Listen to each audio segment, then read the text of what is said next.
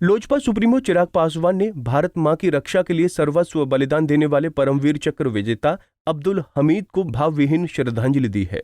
परमवीर चक्र विजेता अब्दुल हमीद के 56वें शहादत दिवस के कार्यक्रम में चिराग बतौर मुख्य अतिथि शामिल हुए। गाजीपुर के धामूपुर गांव में शहीद के परिजनों से चिराग पासवान ने मुलाकात की। चिराग ने कहा कि वो बचपन से ही परमवीर अब्दुल हमीद के बलिदान और देश प्रेम के बारे में सुनते रहे हैं, लेकिन अब उनके घर आकर गौरव की अनुभूति हो रही है। चिराग ने बताया कि उनके दिवंगत पिता भी परमवीर अब्दुल हमीद के परिवार से जुड़े रहते थे। ऊर्जा मिलती है जब आप ऐसे महापुरुषों के बारे में, ऐसे शहीदों के बारे में, जिनके बारे में आप बचपन से सुनते आए हैं, पढ़ते आए हैं, जब उनकी धरती पर आपको आने का सौभाग्य मिलता है तो यकीनन ना सिर्फ उससे आपको एक नई ऊर्जा की अनुभूति होती है, बल्कि प्रेरणा भी आपको मिलती है कि आप आने वाले समय में एक ऐसे व्यक्ति जिन्होंने देश की एकता के लिए, देश की सुरक्षा के लिए अपना सर्वोच्च बलिदान, अपनी शहादत तक दे दी, तो उसके बनस्पत हम लोग थोड़ा बहुत कुछ भी जो हमसे बन पाए अगर हम लोग देश के लिए करें तो कहीं ना कहीं हम लोग अपने आप को सफल मानेंगे।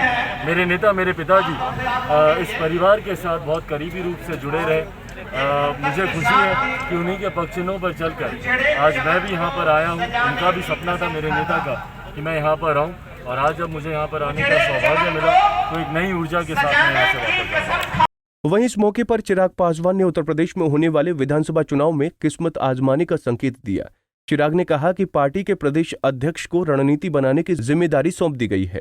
केंद्रीय नेतृत्व जरूर ये चाहता है कि हम लोग उत्तर प्रदेश में हम लोग चुनाव लड़ें, पर ये पूरी जिम्मेदारी हम लोगों ने राज्य इकाई पर हम लोगों ने छोड़ रखी है। हमारे प्रदेश अध्यक्ष मनीशंकर पांडे जी, इनके नेतृत्व में ये प्रदेश इकाई को डिसाइड करना है कि आने वाले समय में चुनाव को लेकर क्या रणनीति होगी या गठबंधन का क्या स्वरूप होगा, पर जो भी फैसला होगा मुझे लगता है बहुत जल्द लिया जाएगा। आने वाले दिनों में मेरे भी कार्यक्रम उत्तर प्रदेश में या हमारे केंद्रीय जितने भी वरिष्ठ नेता हैं उनके भी कार्यक्रम, उनके भी सक्रियता आने वाले दिनों में उत्तर प्रदेश चुनाव को मद्देनजर रखते हुए बढ़ेगी। और साथ ही में संगठन पर हाल फिलहाल के वर्षों में बहुत ज़्यादा मेहनत हुई है और उम्मीद है कि उसका सकारात्मक परिणाम हम लोग को विधानसभा चुनाव में देखेंगे। राज्य इकाई पे निर्भर करता है, जैसे जैसे चुनाव करीब आएंगे गठबंधन का क्या स्वरूप होगा बहुत जल्द उसकी जानकारी दी जाएगी।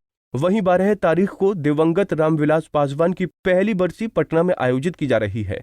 चिराग ने बताया कि मुख्यमंत्री योगी आदित्यनाथ, बहन मायावती और अखिलेश यादव को भी बरखी में शामिल होने का न्योता दिया है। उन्होंने चाचा के तौर तरीकों को लेकर भावुक बयान दिया।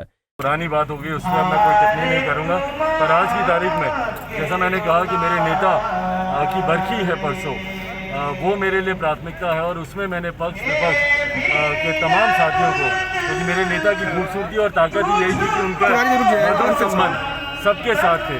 मैंने यहाँ उत्तर प्रदेश में भी माननीय मुख्यमंत्री योगी आदित्यनाथ जी को भी मैंने निमंत्रण दिया है, तो वहीं मैंने अखिलेश जी को भी, वहीं मैंने आदरणीय बहन मायावती जी को भी, जितने भी सत्ता के विपक्ष के जितने भी महत्वपूर्ण साथी हैं सबको मैंने इसके नाम चिराग ने कहा कि ये सब बहुत पुरानी बातें हो गई हैं।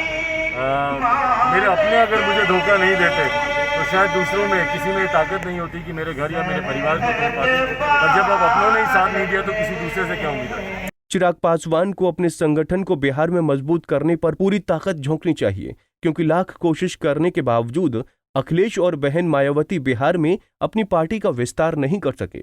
इसलिए चिराग पासवान शायद ही यूपी में किसी तरह का असर छोड़ पाए। पंजाब केसरी टीवी के लिए गाजीपुर से अनिल कुमार की रिपोर्ट।